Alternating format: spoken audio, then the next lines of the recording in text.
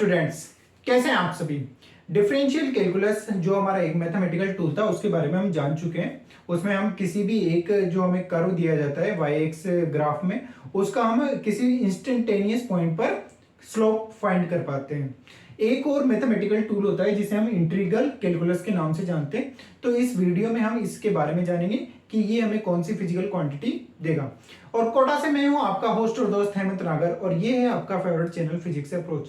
तो चलिए शुरू करते हैं, इंटीग्रल कैलकुलस के बारे में जानते हैं। तो डिफरेंशियल कैलकुलस में हमने जाना कि कोई भी हमें वेलोसिटी दे रखी है, तो उसका हम मान लेते हैं कि 2t² हमें वेलोसिटी दे रखी है। तो इससे हम क्या करेंगे, इससे हम एक्सेलरेशन फाइंड कर पाएंगे, क्योंकि एक्सेलरेशन क्या हो जाएगा, dv/dt, यानी कि इस v का मैं t के रेस्पेक्ट में क्या कर दूं, डिफरेंशियल कर दूं। तो हमें क्या फाइंड हो जाएगा कि 2 × 2 t⁻⁻⁴ डिफरेंशियल कैलकुलस फाइंड होगा। इसका मतलब है कि अगर v और t के ग्राफ में, v और t का इस प्रकार से इसका ऐसे ग्राफ होगा, तो इस ग्राफ की किसी एक पॉइंट पर हमें स्लोप फाइंड हो जाएगी। और वो स्लोप क्या देती है, हमें इस फिजिकल क्वांटिटी को देती है कि इस पॉइंट पर जो vt ग्राफ है वो क्या दे रखा है, ये vt है, ये v है और ये t है। तो v/t हमें क्या देता है, एक्सेलरेशन देता है। और इस पॉइंट पर हमें उसकी स्लोप फाइंड करनी है, तो वो स्लोप हमें इंस्टेंटेनियस वेलोसिटी से, इंस्टेंटेनियस एक्सेलरेशन से फाइंड हो जाएगी। ठीक है, तो हमें v दे रखा था, तो उससे हमने एक्सेलरेशन फाइंड कर लिया। अगर हमें किसी पॉइंट पर क्या हो, हमें एक्सेलरेशन दे दिया जाए और वो क्या हो, 4t हो, तो आप बताएं कि उसकी वेलोसिटी क्या होगी। ठीक है, हमें क्या किया कि रिवर्स कर दिया, हमें एक्सेलरेशन दे दिया, हमें वेलोसिटी फाइंड करनी है। और जब हमें वेलोसिटी दे रखी थी तो उसका हमने डिफरेंशियल कैलकुलेट कर दिया, तो उससे हमें क्या हुआ, एक्सेलरेशन फाइंड हो गया। और एक्सेलरेशन क्या होता है, उस कर्व का स्लोप होता है, जो कि vt कर्व है। ठीक है, यानी कि v/t किया हमने, y axis upon x axis. अरे यार, डिफरेंशियल कैलकुलस क्या था यार, कि y का t के रेस्पेक्ट में क्या है, change of rate of change है। या हम क्या कह देंगे कि जो कर्व बना हुआ है v और t ग्राफ पर, उसी की स्लोप क्या है, डिफरेंशियल इक्वेशन है या डिफरेंशियल कैलकुलस है। ठीक है, तो हमें क्या करना है, अब हमें एक्सेलरेशन दे दिया और उससे हमें वेलोसिटी फाइंड करनी है। तो अगर हमें एक्सेलरेशन दे दिया और हमें वेलोसिटी फाइंड करनी है, तो एक्सेलरेशन भी एक कर्व, एक किसी एक्सिस पे होगा, और हम उसका t एक्सिस पर उसका डिफरेंशियल देखेंगे। मान लेते हैं कि उसका कर्व, जैसे ये सीधी लाइन है, तो ऐसी सीधी लाइन हमें मिल रही होगी। ठीक है, तो हम क्या करेंगे कि इस कर्व के अंडर का क्या निकालेंगे, एरिया फाइंड करेंगे। इस कर्व के अंडर का हम एरिया फाइंड करेंगे, यानी कि ये एरिया हम फाइंड करेंगे। तो इससे हमें क्या होगा कि एरिया एक्सेलरेशन इनटू टाइम हमें फाइंड हो जाएगा। एक्सेलरेशन इनटू टाइम हमें फाइंड होगा कि इस एक्सेलरेशन को इस टाइम से मल्टीप्लाई करेंगे। और हम डायमेंशन से देख सकते हैं कि अगर एक्सेलरेशन को मैं टाइम से मल्टीप्लाई करूं तो क्या आएगा, हमारे पास वेलोसिटी आएगा ना। ठीक है, वेलोसिटी आएगा, ये हम डायमेंशनली देख रहे हैं। ठीक है, कि अगर मैं क्या देखूं, v क्या होता है, delta v upon delta t। ठीक है, और उसको मैं डेल्टा t टाइम से मल्टीप्लाई कर दूं तो हमारे पास क्या आ जाएगा, वेलोसिटी में चेंज आ जाएगा। ठीक है, यानी कि हम क्या निकालना चाह रहे हैं, हम वेलोसिटी में चेंज निकालना चाह रहे हैं। तो अगर a एक्सेलरेशन और t टाइम में ग्राफ बना हुआ है, तो उस ग्राफ के जो अंडर का एरिया है, ये इस तरीके से जो शेडेड एरिया है, वो एरिया में क्या देता है, एक y एक्सिस की quantity multiply by x axis की क्वांटिटी, यानी कि a × t हमें क्या देगा, एरिया अंडर द कर्व देगा, एरिया अंडर द कर्व देगा। और ये एक्सेलरेशन इनटू t क्या होता है, वेलोसिटी में चेंज आएगा हमारे पास। ठीक है, यानी कि इस एरिया अंडर द कर्व में फाइंड करना है। अब ये तो है कि ये तो क्या हो गया, हमारे पास सीधा, हमारे पास एरिया अंडर द कर्व, ये क्या बनेगा, ये ट्राइंगल है, तो ट्राइंगल का बेस फाइंड कर लें हम और उसकी हाइट फाइंड कर ले। तो ये क्या हो जाएगा, 1/2 हाइट इंटू बेस। ठीक है, इसका बेस फाइंड कर लेंगे, तो माना कि ये 0 है, ये t1 है, और यहाँ से क्या हो जाएगा, ये 0 हो जाएगा और ये क्या हो जाएगा, a1 हो जाएगा। तो ठीक है, हाइट और बेस हमने निकाला, और हम इससे हम क्या निकाल पाएंगे, इसका ट्राइंगल फाइंड कर पाएंगे। ठीक है, अगर हमें ऐसा कर्व नहीं हो और हमारे पास कैसा कर्व हो, हमारे पास इस तरीके का कर्व हो कि उसमें क्या हो, अब हम क्या करते हैं, y और x में लिख देते हैं। y और x में लिख सकते हैं ना भाई, हमें सिर्फ वो, तो मैंने क्या लिखा था, समझाने के लिए लिखा था कि अगर आपके पास मल्टीप्लाई करते हैं तो हम मल्टीप्लाई करने से हमारे पास कोई क्वांटिटी आती है तो वो एरिया अंडर द कर्व देगी, यानी कि वाई एक्सिस और एक्स एक्सिस को मल्टीप्लाई कर रहे हैं तो वो होगा एरिया अंडर द कर्व होगा। और अगर हम डिवाइडेशन कर रहे हैं यानी कि वाई एक्सिस पे जो है और उसका एक्स एक्सिस पर जो क्वांटिटी है उसका अगर हम डिवाइडेशन कर रहे हैं, ठीक है, तो वहां से हम क्या निकाल पा रहे हैं, स्लोप निकाल पा रहे हैं। ये एक ट्रिकी टाइप की थ्योरी है, ट्रिकी टाइप की थ्योरी मैं बता रहा हूँ, ठीक है। ऐसा डायरेक्ट यार, ऐसे तो डायरेक्ट हम डिफरेंशियल इक्वेशन से क्या निकाल रहे हैं, स्लोप निकाल रहे हैं। बट अगर मान लो आपको कर्व दे दिया जाए और बताओ कि ना है कि ये कर्व, इस कर्व की स्लोप क्या होगी, तो आपको क्या करना है, आपको सिर्फ ये क्वांटिटी अपॉन ये क्वांटिटी करना है, ठीक है। तो उससे आप दिखा पाएंगे कि अगर यहाँ पर वेलोसिटी अपॉन टाइम है या फोर्स अपॉन एरिया है तो उससे हम फाइंड कर पाएंगे। ये मैंने ट्रिकी टाइप का बताया है आपको, ठीक है। अगर मान ले ये इस तरह का शेप होता है तो हम डायरेक्ट एरिया फाइंड कर सकते हैं। मान लेते हैं कि शेप किसी अलग टाइप का, इस टाइप का शेप है, तो अब हमें शेडेड एरिया फाइंड करना होगा। तो हम कैसे फाइंड करेंगे भाई, इसका इसका तो कोई डायरेक्ट फॉर्मूला होता नहीं है, तो हम इस ऐसे शेडेड एरिया को कैसे फाइंड करेंगे, ये शेडेड एरिया में फाइंड करना है। तो हम क्या करेंगे, इसमें स्ट्रिप बना लेंगे, ठीक है, इसमें स्ट्रिप बना लेंगे। माने कि ये dx मोटाई की स्ट्रिप है और ये कहां पर है, ये y1 पर है, y1 पर है। तो इस स्ट्रिप की क्या हो जाएगा, एरिया क्या हो जाएगा, हमारे पास एरिया हो जाएगा y1, ठीक है। ये लेंथ क्या हो गई y1, स्ट्रिप का एरिया, ये लेंथ क्या हो जाएगी y1 और मोटाई क्या हो जाएगी उसकी dx। तो हमारे पास एरिया क्या हो जाएगा y1 dx। इसी तरह की मैं बहुत सारी स्ट्रिप्स बना लूंगा, इसमें बहुत सारी मैं क्या कर लूंगा, स्ट्रिप बना लूंगा। इस तरीके से मैं स्ट्रिप बना ली मैंने, ठीक है। इस तरीके से मैंने बहुत सारी स्ट्रिप्स बना ली, ठीक है। तो उन सभी स्ट्रिप को जोड़ दूंगा तो मेरे पास क्या आ जाएगा, टोटल एरिया आ जाएगा, रिक्वायर्ड एरिया या टोटल एरिया आ जाएगा, ठीक है। y1 dx, इसी तरीके से y2 dx और डैश डैश डैश, ठीक है, yn dx। ऐसे माना कि n टाइम्स की क्या है हमारे पास, n क्या है, स्ट्रिप्स हैं। और इसे मैं अगर जोड़ दूंगा सभी को तो हमारे पास क्या हो जाएगा, yn dx सिग्मा 1 से n इक्वल टू 1 से इनफाइनाइट तक, ठीक है, ठीक है। ये हमारे पास सिग्मा हो गया, ठीक है। बट हमारे पास क्या हुआ कि सारी जो स्ट्रिप है वो रेक्टेंगुलर शेप की नहीं है। अगर हम सिग्मा लगा रहे हैं तो सिग्मा क्या होता है, एक डिस्क्रीट क्वांटिटीज को जोड़ता है, कोई रेगुलर शेप को नहीं जोड़ पाता है, ठीक है।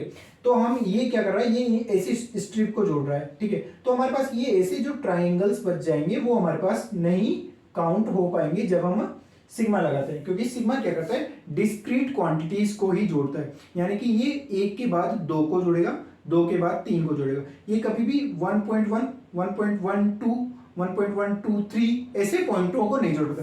यानी कि सिग्मा क्या होता है, एक डिस्क्रीट वैल्यूज को ही जोड़ पाता है, ठीक है। तो हम इसे अगर कंटिन्यूअस वैल्यू के लिए जोड़ना चाहते हैं तो इसके लिए फिर हम इंटीग्रल का उपयोग करते हैं। इंटीग्रल का साइन लगाएंगे और हम क्या लिख देंगे, y dx और उसकी लिमिट लगा देंगे कि x 0 से, या यहाँ पर x1 लिख देते हैं और यहाँ पर xn लिख देते हैं। तो x1 से xn तक हमने क्या किया, उसका इंटीग्रल कर दिया। यानी कि जो y हमारे पास फंक्शन था, मान लेते कि ये y क्या है, y fx फंक्शन है, y फंक्शन का dx के साथ हमने क्या किया, इंटीग्रल किया और उसकी लिमिट क्या है, x1 से xn तक है। इस तरीके से हम क्या करते हैं, टोटल एरिया फाइंड कर पाते हैं, टोटल एरिया फाइंड कर पाते हैं, जो कि क्या होता है, एरिया अंडर द कर्व होता है। और यहां से भी हम देख सकते हैं कि y एक्सिस पे जो क्वांटिटी है और उसका मल्टीप्लीकेशन हो रहा है किसकी क्वांटिटी से, x की क्वांटिटी से, भले से वो छोटे छोटे भागों में हो रहा है, ठीक है। छोटे छोटे भागों में हमने क्या किया, उनको स्ट्रिप को तोड़ा और उनको एक रेगुलर शेप में करने के लिए हमने इंटीग्रल लगा दिया और उनको जोड़ दिया, ठीक है। इस तरीके से हम इंटीग्रेशन की जो थ्योरी है उसे समझ सकते हैं।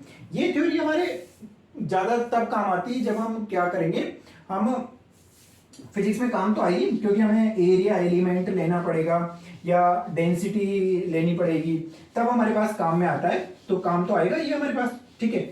और अभी हमारे पास जो काम में आएगा वो हमारे पास डायरेक्ट ये काम में आएगा कि हम डायरेक्ट फंक्शन लगाएं और उसका इंटीग्रल कर पाएं। तो हम वहां से शुरू करेंगे कि अगर कोई फंक्शन हमें दे रखा है तो उसका इंटीग्रल क्या होता है, पहले तो हम ये जाने, फिर हम बाद में जानेंगे कि कैसे हम किसी पॉइंट का बाद में एरिया एलिमेंट निकालते हैं और फिर उससे हम मोमेंट ऑफ इनर्शिया निकाल पाएंगे। वो हमारे नेक्स्ट चैप्टर में, आगे के चैप्टर्स में आता है, वो भी जानेंगे हम बाद में। तो इंटीग्रल हमारे लिए एक इम्पोर्टेंट टूल होता है मैथमेटिकल। तो हम सीधा सा इस चैप्टर में अभी तो इतना सा जानते हैं कि कोई भी फंक्शन हमें दे रखा है तो उसका इंटीग्रल क्या होता है। तो y बराबर हमारे पास क्या दे रखा है, y बराबर x की पावर n दे रखा है, तो इसका इंटीग्रल क्या होगा, इसका इंटीग्रल हो जाएगा, अगर n क्या नहीं होना चाहिए, n not equals to 1, sorry n not equals to -1 होना चाहिए, नहीं होना चाहिए, ठीक है। यानी कि x की पावर n क्या नहीं होना चाहिए, -1 नहीं होना चाहिए। तो यहाँ से हम देख लेंगे कि x की पावर n का क्या हो जाएगा, y dx, ठीक है, ये हो जाएगा हमारे पास x की पावर n dx, और ये क्या हो जाएगा हमारे पास x की पावर n+1 अपॉन n+1, ठीक है, प्लस सी इसलिए लगाते हैं कि हमारे पास क्या है, प्लस सी क्यों लगाएंगे कि ये जो इंटीग्रल है वो इंडेफिनिट है, ठीक है, यानी कि इसके कांस्टेंट की कुछ ना कुछ वैल्यू आएगी। इंडेफिनेट इंटीग्रल है, ठीक है। अगर हम इसके वैल्यूज रख देंगे, मान लेते हैं कि x की पावर 5 है, dx है, और उसकी वैल्यू 2 से 3 के बीच में हमें फाइंड करनी है, ठीक है। तो यहां से क्या करेंगे, x की पावर क्या हो जाएगा, x की पावर 5+1 अपॉन 5+1, ठीक है, और उसकी लिमिट्स क्या हो जाएगी 2 से 3, ठीक है। नीचे वाली क्या होती है, लोअर लिमिट होती है, ऊपर वाली क्या होती है, अपर लिमिट होती है। तो इन लिमिट्स को, अगर हमें लिमिट्स दी गई है तो हम कांस्टेंट नहीं लगाते हैं, जब हमें लिमिट्स दी जाती है तो उसे हम बोलते हैं डेफिनेट इंटीग्रल, ठीक है। तो लिमिट्स दी गई है तो लिमिट्स की वैल्यूज पुट करेंगे और हमारे पास कोई स्पेसिफिक वैल्यूज हमारे पास आंसर आएगी, ठीक है। तो पहले कौन सी वैल्यू लिखेंगे, पहले अपर वैल्यू लिखते हैं, पहले अपर वैल्यू x की जगह पर रखेंगे। भाई वैल्यूज लिमिट्स किसकी होगी, x की होगी, क्योंकि x के रेस्पेक्ट में हम क्या करें, इंटीग्रल कर लें, ठीक है। तो यहाँ पे क्या 3 की जगह, x की जगह पर 3 लिख दिया और उसकी पावर 6 अपॉन 6, 5+1 क्या हो जाएगा 6 हो जाएगा, फिर माइनस करेंगे, फिर लोअर लिमिट रख देंगे और उसकी भी पावर 6 कर दिया, ठीक है। अब इसको हम कैलकुलेट कर लेंगे, तो ये हमारे पास आ जाएगा कुछ भी नहीं, अभी तो इतना सही कर लेते हैं, 3 की पावर 6 माइनस 2 की पावर 6, ठीक है, और इसे कैलकुलेट करेंगे तो हमारे पास कोई ना कोई वैल्यू आ जाएगी, ठीक है। इस तरीके से डेफिनेट और इनडेफिनेट इंटीग्रल होता है। और x की पावर n का हमने क्या देखा, इंटीग्रल देख लिया, जो कि क्या होता है, x की पावर n हो तो उसका इंटीग्रल हो जाता है x की पावर n+1 और n+1, जहां पर क्या है n क्या नहीं है, नॉट इक्वल्स टू -1 है, ठीक है।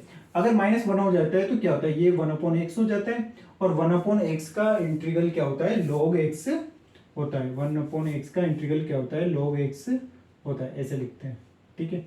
1/x का इंटीग्रल क्या होता है, log x होता है, ठीक है। फिर इसके बाद में हम देखते हैं कि e की पावर x का इंटीग्रल क्या होता है, e की पावर x का इंटीग्रल e की पावर x होता है। ये सब इंडेफिनेट है तो मैं क्या, सब में क्या लगा दूंगा, प्लस लगा दूंगा, ठीक, प्लस सी लगा देंगे, ठीक है।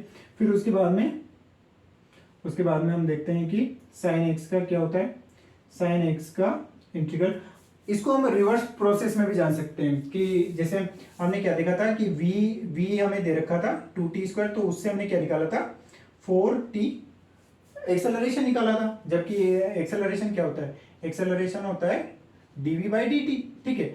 और हमें क्या दे रखा है, एक्सेलरेशन दे रखा है 4t, तो उससे हम क्या निकाल रहे हैं, v निकाल रहे हैं, यानी कि हम रिवर्स प्रोसेस कर रहे हैं। तो हम इंटीग्रल कैलकुलस को रिवर्स प्रोसेस के रूप में भी जान सकते हैं, ठीक है। तो इसका जो पूरे फॉर्मूले हैं उसमें तो हम नहीं बता पाएंगे, उसके लिए मैं लास्ट में आपको एक जो पेपर है वो सबमिट कर देंगे वीडियो को लास्ट में। तो उसमें क्या है, आपको हर जो फॉर्मूला है उसका लिंक दिखेगा कि ये कैसे रिवर्स प्रोसेस में है, ठीक है। तो साइन का क्या होता है, साइन का इंटीग्रल क्या होता है, कोस होता है, सॉरी डिफरेंशिएशन क्या होता है, साइन का डिफरेंशिएशन होता है साइन का कोस, ठीक है, साइन का कोस होता है, साइन का कोस होता है। तो साइन का इंटीग्रल कोस होता है, और कोस का क्या होता है, कोस का होता है माइनस साइन, ठीक है। तो यहां पर जब साइन का करेंगे तो हमारे पास हो जाएगा माइनस कोस, ठीक है, माइनस कोस एक्स। और जब कोस का करेंगे, कोस एक्स का करेंगे तो वो हो जाएगा हमारे पास साइन एक्स, वो हो जाएगा हमारे पास साइन एक्स, ठीक है। और ये भी क्या है, इंडेफिनेट है, इंडेफिनेट है, ठीक है। साइन का किया तो कोस और कोस का किया तो साइन, ठीक है। जब कोस का कर रहे हैं तो माइनस साइन आ रहा है और साइन का कर रहे हैं तो माइनस कोस आ रहा है, ठीक है। इस तरीके से हमारे पास रिवर्स है, ठीक है। टेन का हमने देखा था, टेन का इंटीग्रल क्या, टेन का डिफरेंशिएशन क्या होता है, टेन का होता है sec square x, sec square x. तो सेक स्क्वायर एक्स का क्या हो जाएगा, सेक स्क्वायर एक्स का क्या हो जाएगा, टेन एक्स प्लस सी, ठीक है। इस तरीके से हमारे पास होता है। ऐसे ही कोसेक स्क्वायर एक्स, तो उसका क्या हो जाएगा, माइनस कोट एक्स।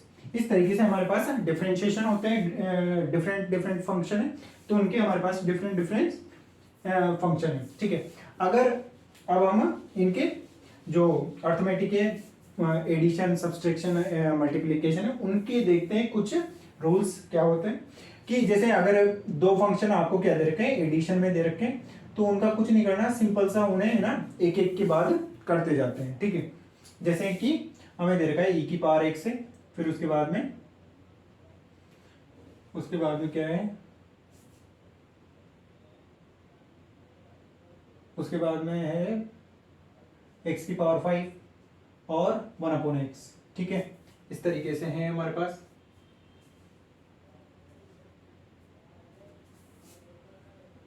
ये क्या है, y है, तो इसका हम इंटीग्रल कर देते हैं, ठीक है। तो e की पावर x का तो क्या हो जाएगा, e की पावर x की पावर 5 का क्या हो जाएगा, 5 + 1 अपॉन 5 + 1, ठीक है, x। और 1/x का क्या हो जाएगा, log x। यानी कि हमने क्या किया, पहले इसका कर दिया, इसका कर दिया, इसका कर दिया, यानी कि सभी का इंटीग्रल अलग अलग हो जाता है। यानी कि इसे अगर मैं इसे डायरेक्ट लिख दिया सर आपने, हमें ना आया समझ में, ऐसे एक एक करके लिखते हैं भाई, एक एक करके y dx, ठीक है। फिर इंटीग्रल लगेगा तो e की पावर x dx का हो जाएगा, फिर उसके बाद में इंटीग्रल लगेगा x की पावर 5 dx हो जाएगा, फिर इंटीग्रल लगेगा और 1/x का कर देंगे। अब तो कर सकते हैं, बिल्कुल सर कर सकते हैं अब तो, ठीक है। तो e की पावर x का क्या हो जाएगा, e की पावर x का e की पावर x हो जाएगा, x की पावर 5 का क्या हो जाएगा, 5 + 1 अपॉन 5 + 1, ठीक है। और 1/x का क्या हो जाएगा, log x हो जाएगा, और प्लस में c लगा देंगे क्योंकि इंडेफिनिट इंटीग्रल है, ठीक है। इसी तरीके से अगर कोई और वैल्यूज हमें दे रखी है, तो जैसे sin x प्लस e की पावर x प्लस, और क्या लिख देते हैं, 10 लिख देते हैं, 10 नहीं लिखेंगे, ठीक है, 10 नहीं लिखेंगे, सेक स्क्वायर एक्स लिख देते हैं, ठीक है। जो बताया उन्हीं पॉइंट्स को ले रहा हूं मैं। ऐसे यार मैथमेटिकल में तो बहुत सारे फॉर्मूले सारे बताए, सारे काम आएंगे नहीं तो क्या बताएं, ठीक है। जो काम आते जाएंगे उसी टाइम पे बता देंगे, तब तो याद भी रहेंगे। अभी सारे भरवा दूंगा, याद रहेगा नहीं, ठीक है, क्यों बताएं। तो cos x, साइन का कोस नहीं, साइन का माइनस कोस, साइन का माइनस कोस, प्लस e की power x plus sec square का 10x, ठीक है। डायरेक्ट कर दिया मैंने, ठीक है ना, डायरेक्ट कर दिया सब। अरे कोई बात नहीं यार, ठीक है। ये हमने क्या देखा कि अगर एडिशन में फंक्शंस दे रखे तो कुछ नहीं, हर फंक्शन का अलग अलग कर देंगे। अगर एड नहीं आ रहा है, सब्सट्रैक्ट आ रहा है, तब भी कोई इशू नहीं, डायरेक्ट एक एक का कर देंगे, ठीक है। एक एक का कर देंगे, सब्सट्रैक्ट हो रहा है या मल्टीप्लीकेशन हो रहा है तो हम क्या करेंगे, एक एक का कर देंगे। अब हमारे पास आता है मल्टीप्लीकेशन में, कि मल्टीप्लीकेशन में होगा तो किस तरीके से करेंगे हम, मल्टीप्लीकेशन में होगा तो किस तरीके से करेंगे। मल्टीप्लीकेशन में होगा तो कोई भी फंक्शन किस तरीके से होगा, कोई भी फंक्शन y होगा तो वो u और v के मल्टीप्लाई में होगा, u और v के मल्टीप्लाई में होगा। तो उसको हम कैसे देखते हैं, इसको इंटीग्रल बाय पार्ट्स भी बोलते हैं, ठीक है। यानी कि इंटीग्रल बाय पार्ट्स करेंगे तो y dx, ठीक है, x के रेस्पेक्ट में करेंगे। तो सबसे पहले क्या करते हैं, u को छोड़ देते हैं और v का इंटीग्रल करते हैं x के रेस्पेक्ट में, ठीक है। और फिर माइनस लगाएंगे और फिर क्या करेंगे, इंटीग्रल लेंगे, फिर u का हम क्या करेंगे, डिफरेंशिएशन करेंगे, फिर मल्टीप्लाई v का डिफरेंशिएशन, और ये सब बड़े ब्रैकेट में, और बाहर उसकी क्या हो जाएगा dx, ठीक है। क्या किया हमने, u और v का है, u को छोड़ा, v का v का इंटीग्रल किया, फिर माइनस लगाया, फिर u जिसको हमने छोड़ा था उसका डिफरेंशिएशन किया, फिर उसके मल्टीप्लाई में v का इंटीग्रल जैसा कि आगे किया था वैसा ही पीछे करें, फिर उस पूरे को लेकर उस पूरे का क्या करेंगे, इंटीग्रल करेंगे। इस वजह से ये ब्रैकेट तो 3 बार बाई पार्ट्स हो रहा है, पहले इसका किया फिर बाद वाले का किया, ठीक है। इस तरीके से इसको क्या बोलते हैं, इंटीग्रल बाई पार्ट्स भी बोलते हैं, ठीक है। हालांकि मैथमेटिक्स वाले बहुत अच्छी तरीके से जानते हैं, बट फिर भी दिस इज माई ड्यूटी यार। तो हम क्या करेंगे कि x और साइन x को ले लेते हैं, ठीक है। एक इसमें सीक्वेंस भी, जैसे ये y बराबर x इंटू साइन x है, ठीक है। तो इसमें क्या होता है कि आपको कौन सा वाला u होगा और कौन सा v होगा इसका भी रूल है। आइलेट का प्रिंसिपल लगाते हैं यहाँ पर, आइलेट का प्रिंसिपल लगाएंगे, आई लेट, ठीक है। आइलेट का प्रिंसिपल लगेगा, आई यानी इनवर्स फंक्शन, लॉगरिथमिक फंक्शन, ठीक है। एल्जेब्रिक फंक्शन, एल्जेब्रिक फंक्शन हो जाएगा, ठीक है। ट्रिग्नोमेट्रिक फंक्शन हो जाएगा, ठीक है। और ई यानी एक्सपोनेंशियल फंक्शन हो जाएगा, ठीक है। तो इनवर्स फंक्शन सबसे पहले आएगा, अगर जैसे कोई भी दो फंक्शन दे रखे हैं तो पहले इनवर्स फंक्शन आएगा फिर बाद में दूसरा आएगा। अगर लॉगरिथमिक है तो पहले लॉगरिथमिक आएगा, बाद में इनवर्स के बाद में लॉगरिथमिक आएगा, फिर एल्जेब्रिक आएगा, फिर ट्रिग्नोमेट्रिक आएगा और फिर एक्सपोनेंशियल का फंक्शन आएगा। इस तरीके से आइलेट का रूल लगता है, जिसमें हम क्या करते हैं, इनकी u और v की सिचुएशन को देखते हैं। तो हमने देखा था कि जो एल्जेब्रिक फंक्शन है वो पहले आता है, ये क्या होगा, एल्जेब्रिक फंक्शन हो गया, और ये कौन सा फंक्शन है, ये ट्रिग्नोमेट्रिक फंक्शन है, तो ये बाद में आएगा आइलेट के प्रिंसिपल से। आइलेट के प्रिंसिपल से पहले एल्जेब्रिक है और फिर क्या है, ट्रिग्नोमेट्रिक है। तो ये क्या हो गया, ये u हो गया और ये v हो गया, ठीक है। ये u हो गया और ये v हो गया। अब क्या करेंगे, इंटीग्रल कर देंगे y dx इक्वल टू, ठीक है। तो u को छोड़ेंगे, x को छोड़ा, फिर साइन x dx और v का कर दिया, ठीक है। साइन x dx माइनस, फिर इंटीग्रल, फिर क्या करेंगे, u का जो पहले छोड़ा था उसका डिफरेंशिएशन करेंगे, तो dx अपॉन dx, x का कर रहे हैं ना यार, x का कर रहे हैं तो x भी क्या है, x ही है, तो dx अपॉन dx मल्टीप्लाई, फिर जो हमने v है उसका इंटीग्रल करेंगे, यानी कि साइन x का इंटीग्रल, dx ब्रैकेट बाहर और dx, और इंडेफिनेट है तो c लगा देंगे, इंडेफिनेट है तो c लगा दिया, ठीक है।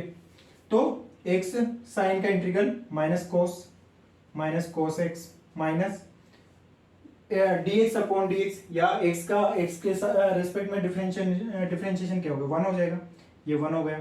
साइन का माइनस कोस x dx प्लस c, अब यहाँ पे क्या हो जाएगा, 1 इंटू माइनस कोस, माइनस बाहर आ जाएगा तो प्लस हो जाएगा, और ये यहाँ पर माइनस आ ही रहा है तो ये x कोस x माइनस का प्लस, और ये क्या हो जाएगा, इंटीग्रल कोस x dx प्लस c।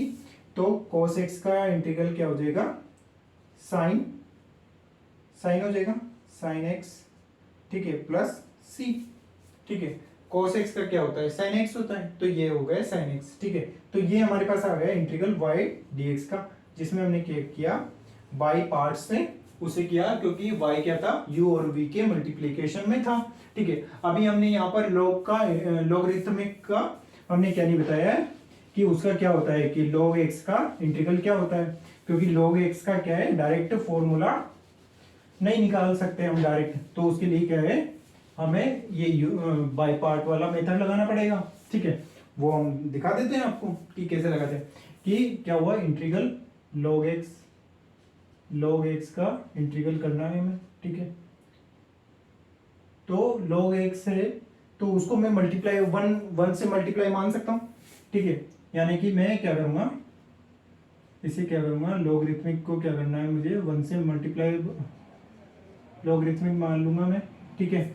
और हमने देखा था कि आइलेट के प्रिंसिपल में क्या होता है, आइलेट के प्रिंसिपल में पहले लॉग आता है, फिर उसके बाद में एल्जेब्रिक आएगा, यानी कि 1 बाद में आएगा, ठीक है।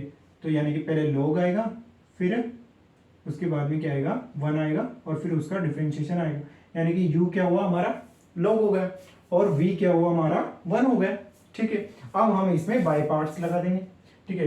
तो u को छोड़ा और v का करेंगे, u को छोड़ देंगे यानी कि log को छोड़ देंगे और 1 का डिफरेंशिएशन सॉरी इंटीग्रल कर देंगे, फिर उसके बाद में बड़ा इंटीग्रल और log का क्या कर देंगे, डिफरेंशिएशन कर देंगे, क्योंकि u का डिफरेंशिएशन करते हैं, u का डिफरेंशिएशन करते हैं, ठीक है। तो u का डिफरेंशिएशन कर दिया, मल्टीप्लाई और 1 का क्या कर देंगे, वापस इंटीग्रल कर देंगे और बड़ा ब्रैकेट लगा देंगे, बड़ा ब्रैकेट लगा देंगे, ठीक है।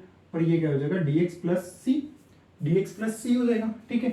तो यहां से log 1 का इंटीग्रल क्या होगा, x, 1 का इंटीग्रल क्या होगा, नहीं बताया क्या, अरे यार 1 का इंटीग्रल क्या हो जाएगा, यहाँ पे देखो 1 का इंटीग्रल क्या हो जाएगा, 1 क्या है, किसी की भी पावर 0 है, ठीक है। 1 क्या है, कांस्टेंट है, ठीक है, या कांस्टेंट है तो x की पावर 0 है, x की पावर क्या है, 0 है, ठीक है। x की पावर 0 है तो इसको मैं क्या लिख दूंगा, n की पावर n से हमने क्या देखा, x की पावर 0 है प्लस 1 अपॉन 0 प्लस 1, 0 प्लस 1, ठीक है। तो ये क्या हो जाएगा, x की पावर 1 अपॉन 1 प्लस सी, तो ये क्या आया हमारे पास x, तो किसी की भी पावर 0 है यानी कि इसका मतलब है वहां पर क्या है 1, तो हमने क्या किया, उसे x की पावर 0 में लिख दिया, x की पावर 0 में लिख दिया, तो किसी की भी पावर 0 है यानी कि n वाला भाग बन रहा है, n का मान क्या है 0 है, तो 0 प्लस 1 और क्या है 0 प्लस 1, तो x की पावर 1 अपॉन 1 आ गया। तो यहाँ पर क्या आया, 1 का जो इंटीग्रल है वो क्या आया हमारे पास, x आया, 1 का इंटीग्रल हमारे पास क्या आया, x आया, ठीक है। तो 1 का हमने इंटीग्रल देख लिया, तो log x और मल्टीप्लाई बाय x, ठीक है, log x इंटू x, ठीक है, ये log वाला x है, ठीक है, और ये इंटीग्रल वाला x है, ठीक है। इसको ब्रैकेट में कर देते हैं, ठीक है, ब्रैकेट में कर दिया। अब डिफरेंशिएशन कर रहे हैं हम, तो इसका डिफरेंशिएशन log x का डिफरेंशिएशन क्या होता है, 1 अपॉन x। log का डिफरेंशिएशन क्या होता है, याद नहीं किया आपने, log का डिफरेंशिएशन क्या होता है, 1 अपॉन x, ठीक है। और 1 का क्या होगा, इंटीग्रेशन क्या होगा, अभी देखा हमने, x हो जाएगा, फिर उसके बाहर क्या है dx है और प्लस क्या है c है, ठीक है। इस x को मैं आगे लिख देता हूँ, log x into log x, ठीक है। x से x कट गया, x से x है 1 अपॉन में, 1 अपॉन में है ना, तो काट दिया ना, गलत तो नहीं किया, ठीक है, ठीक है, माइनस और वापस क्या हो गया 1 इंटू dx प्लस x, ठीक है। वापस 1 का इंटीग्रल क्या हो जाएगा, log x सॉरी x, तो ये x आ गया और ये प्लस का c चल रहा है हमारे पास, क्योंकि ये क्या है, इंडेफिनेट है, इंटीग्रल है। तो हमारे पास log x का इंटीग्रल क्या होता है, x into log x minus x, ठीक है। तो हम क्या देखेंगे कि log x का इंटीग्रल क्या होता है हमारे पास, log x dx बराबर क्या होता है, x log x minus x, ठीक है। याद करना चाहे तो कर सकते हैं, नहीं तो जब यूज में आएगा तब कर लेंगे। भाई नीट वाले बंदों के लिए तो थोड़ा सा हार्ड पड़ जाता है, बट मैथमेटिक्स वालों के लिए कोई इशू नहीं है, ठीक है। मैथमेटिक्स वालों के लिए कोई इशू नहीं है, वो तो डायरेक्ट उनके तो बहुत सारी बार काम आएगा, तो उनके लिए तो ये मैं बता रहा हूँ जो छोटी मोटी बातें हैं। नीट वालों के लिए ये है कि जब उनके पास ऐसे फॉर्मूले आए तो उसके साथ के साथ वो याद कर लें और उन्हें अप्लाइड फॉर्म में भी देखें, क्योंकि याद करने से वो कब तक याद रहेंगे ऐसा कुछ कहा नहीं जा सकता, और आज आप रट लेंगे तो कल फिर भूल जाएंगे, ठीक है। और जब तक अप्लाइड करते जाएंगे तो फिर आप सीखते भी चले जाएंगे, ठीक है। तो हमने क्या देखा, हमने इंटीग्रेशन में हमने देखा कि इंटीग्रेशन क्या होता है, एरिया अंडर द कर्व हमें लेना है, या जो हमारे एक्सिस है उनका मल्टीप्लिकेशन रहता है, वो क्वांटिटी हमारे एरिया अंडर द कर्व में आती है। फिर हमने उनके जो फॉर्मूलेज हैं वो देखे, फिर हमने उनका मल्टीप्लिकेशन में एडिशन में देखा सबसे पहले तो, फिर हमने उनका मल्टीप्लिकेशन में देखा यू और वी मेथड से कि किस तरीके से इंटीग्रल करते हैं यू और वी मेथड का, ठीक। अब हम इंटीग्रल में दो चीजें और देखना चाहेंगे। एक तो क्या होता है कि फंक्शन में फिर फंक्शन दे रखा है, ठीक है। तो जैसे हमने चेन रूल लगाया था डिफरेंशिएशन में, वैसा ही तरीका हम लगाते हैं, बट थोड़ा सा डिफरेंट है, उसको थोड़ा ध्यान रखेंगे।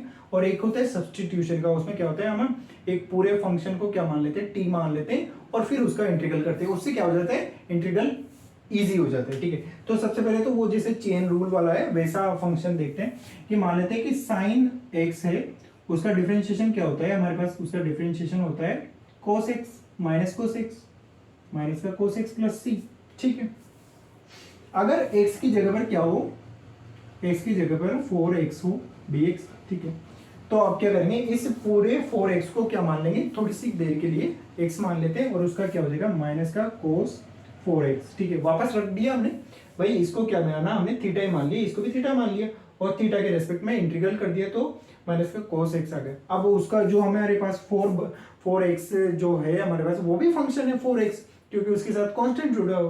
तो जो हमने कुछ देर के लिए माना उसको क्या करेंगे, अपॉन में ले जाकर उसका डिफरेंशिएशन कर देंगे, अपॉन में ले जाकर इसका डिफरेंशिएशन कर देंगे। तो 4x का डिफरेंशिएशन क्या होता है, 4x का डिफरेंशिएशन हो जाएगा 4, क्योंकि कांस्टेंट है, कांस्टेंट बाहर आ जाएगा, और x का dx के रेस्पेक्ट में क्या हो जाएगा 1 हो जाएगा, तो 4 इंटू 1। ठीक है, 4 इंटू 1 तो ये क्या हो जाएगा 4 हो जाएगा, और प्लस में c हो जाएगा हमारे पास। ठीक है, इस तरीके से करते हैं। ठीक है, क्या किया हमने कि जो फंक्शन का फंक्शन है उसको है ना, पहले तो जो सिंपली फॉर्मूले होते हैं वो लिख देंगे, और फिर उसका अपॉन में ले जाकर उसका डिफरेंशिएशन करना है। ठीक है, जैसे मान लेते हैं कि हमने देखा सेक स्क्वायर 3x प्लस 1। ठीक है, ये dx है, तो इसका सेक स्क्वायर का क्या होता है 10x होता है, तो 10x की जगह पर क्या है 3x प्लस 1 है, 3x प्लस 1 है, तो 3x प्लस 1 का डिफरेंशिएशन कर देंगे, अपॉन में ले जाएगा, तो 3 का 3, 1 का डिफरेंशिएशन क्या हो जाएगा 1, और 1 का 0। ठीक है, x का क्या हो गया 1, 3 कांस्टेंट है बाहर ले लिया, और 1 का क्या हो गया डिफरेंशिएशन 0 प्लस 1। ठीक है, इस तरीके से, या जैसे e की पावर x स्क्वायर है और dx है, तो e की पावर x का इंटीग्रल भी क्या होता है e की पावर x होता है। ठीक है, और वहां पर क्या है x स्क्वायर है, तो x स्क्वायर का हम क्या करेंगे अपॉन में ले जाकर डिफरेंशिएशन कर देंगे, और x स्क्वायर का डिफरेंशिएशन क्या होता है 2x होता है, x स्क्वायर का डिफरेंशिएशन क्या होता है 2x होता है, प्लस c। ठीक है, इस तरीके से ये हमने क्या किया, जैसे हम चेन रूल लगाते हैं डिफरेंशिएशन में, वैसे ही हमने रूल्स लगाए कि अगर कोई फंक्शन का फंक्शन बन के आ रहा है तो उसको एक बार क्या मान लेंगे, हम एक क्वांटिटी मान लेंगे, और डायरेक्ट जो रूल्स होता है वो लगाएंगे, और फिर उसके बाद में जो हमने माना है, यार सब हर चीज को t बराबर मान के करेंगे तो फिर थोड़ा सा तो कंफ्यूजन हो जाएगा ना, बहुत सारा हो जाएगा कपड़ा, तो उसको क्या करेंगे डिवाइड रखेंगे और सीधा ही डिफरेंशिएशन कर देंगे, डिवाइड में रखेंगे और डिफरेंशिएशन कर देंगे। और अब हम सब्सटीट्यूशन वाला देखते हैं कि सब्सटीट्यूट कैसे करते हैं। ठीक है, सब्सटीट्यूशन वाले में देखेंगे, मान लेते हैं कि इस तरीके से x dx अपॉन क्या है x स्क्वायर प्लस 2 है। ठीक है, ये हमारे पास इस तरीके का इंटीग्रल दिया गया है, तो हमें बताना है कि इसका इंटीग्रल क्या होगा। थोड़ी सी इसे पिला देते हैं। सर क्या पिला रहे हो यार, ये बहुत प्यासा है, मारकर थोड़ी सी तो पिलानी पड़ेगी इसे, और गर्मी तो बहुत हो रही है, जगह जगह प्याव लगे रहते हैं पानी के, तो इसके शाही के भी लगाने पड़ेंगे थोड़ी से। ठीक है,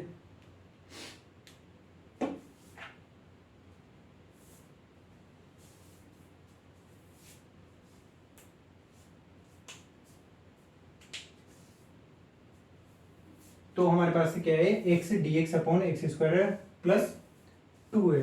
ठीक है, तो हम क्या करेंगे, जो एक्स स्क्वायर प्लस 2 है उसको t मान लेंगे। ठीक है, और इसका डिफरेंशिएशन कर देंगे। ठीक है, 2x प्लस 0 अपॉन dt।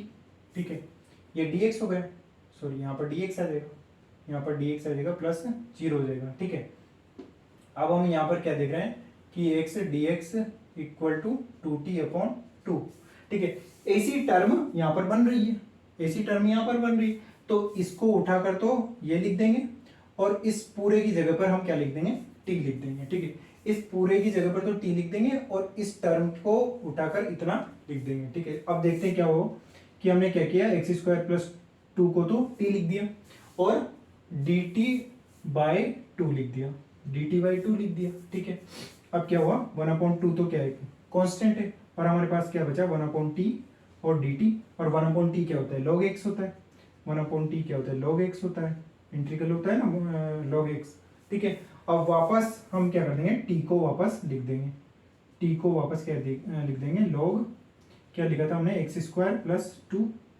ठीक है, मोड लगा देंगे, क्योंकि log में कभी भी नेगेटिव साइन नहीं आता, इस वजह से मोड लगा देते हैं। ठीक है, तो हमने t में माना, और हमारा जो इतना जो हमें लग रहा था कि इसका क्या होगा इंटीग्रल, उसको हमने क्या किया, सब्सटीट्यूट किया टी में और फिर उसका डिफरेंशिएशन करते हैं तो हमें ऐसी वैल्यू मिल जाती है जो ऊपर हो। अगर हमें कोई कांस्टेंट कम ज्यादा लग भी रहा है तो उसको हम मल्टीप्लाई और डिवाइड कर देते हैं और कांस्टेंट को तो बाहर निकाल देते हैं। ठीक है, हमने यहाँ पर जैसे अगर आप देखना चाहे तो यहाँ पर 2x dx था और यहाँ पर तो 2x dx नहीं है, तो हमने क्या किया, कांस्टेंट को डिवाइड कर दिया, तो ये पूरी वैल्यूज हमारे पास रखी, हमने सब्स्टिट्यूट किया और हमारे पास आंसर आ गया। ठीक है, ऐसे हम और भी देख सकते हैं कि क्या हो, किस तरीके का, जैसे sin x और cos x का बनता है। ठीक है, sin x upon cos x। ठीक है, तो हम क्या करेंगे,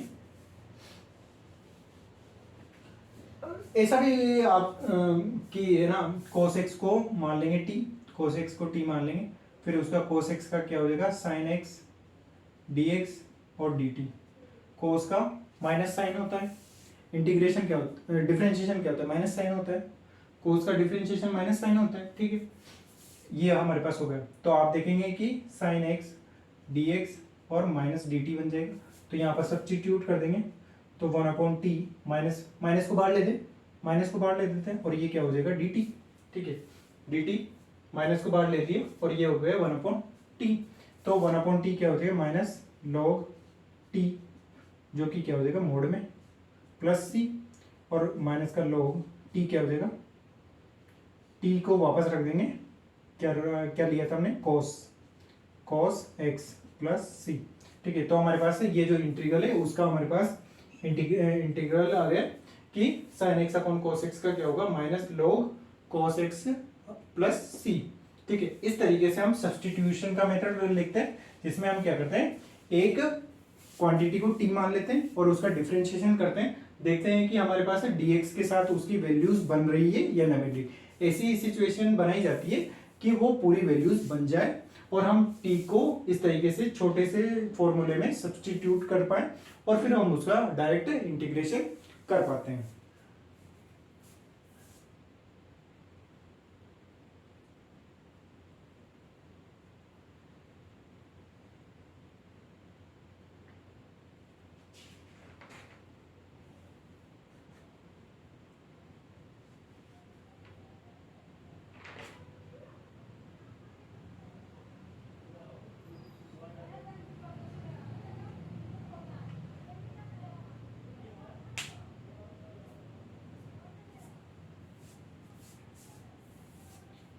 तो इस तरीके से हमने इंटीग्रल कैलकुलस को जाना, जिसमें हमने इंटीग्रल कैलकुलस क्या होती है, कौन सी हमें फिजिकल क्वांटिटी देती है, ये सब हमने जाना, उनके फॉर्मूले करे और उसके बाद में हमने जाना कि उनकी अलजेब्रा कैसी की जाती है, कैसे कोई भी फंक्शन अगर एडिशन और सब्सट्रैक्शन में दे रखा है तो एक एक करके सभी के ऊपर इंटीग्रल लगा देते और उनका इंटीग्रेशन कर देते। मल्टीप्लाई के लिए हमने इंटीग्रल बाय पार्ट्स देखा, यू वी मेथड देखा, और फिर हमने ऐसा मेथड देखा जिसमें क्या है, अगर फंक्शन के अंदर कोई कांस्टेंट दे रखा है या फंक्शन के अंदर भी फंक्शन दे रखा है तो उसका किस तरीके से सिंपल वे में कर सकते हैं कि आप डायरेक्ट करो और फिर उसका जो फंक्शन दे रखा है उसका डिफरेंशिएशन से उसे डिवाइड कर देते हैं। अगर सब्स्टिट्यूट करना है तो सब्स्टिट्यूट करके हम इस तरीके से कर सकते हैं।